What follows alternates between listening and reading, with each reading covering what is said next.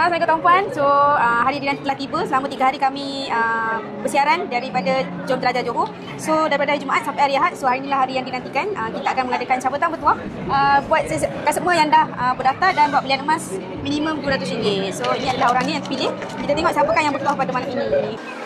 Dia adalah bernilai 0.25 gram emas. Okay, jadi siapa yang dah buat belian emas, yang dah berdaftar tu, saya ucapkan tahniah dan terus konsisten menabung emas hingga tuan-puan capai matlamat yang tuan-puan nak capai. Okay, saya sebut kalian untuk capai tanpa. Cepat kalian. Bismillahirrahmanirrahim.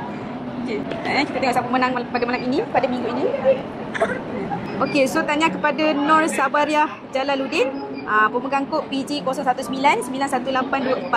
Tahniah diucapkan. So nanti kami akan hubungi Puan Sabia untuk dapatkan hadiah yang dimenangi. Tahniah. Kena letak kat sana. Okey, sekejap. Aduh. Okey, ini adalah nama yang terpilih cabutan bertuah pada malam ini. So saya ucapkan tahniah.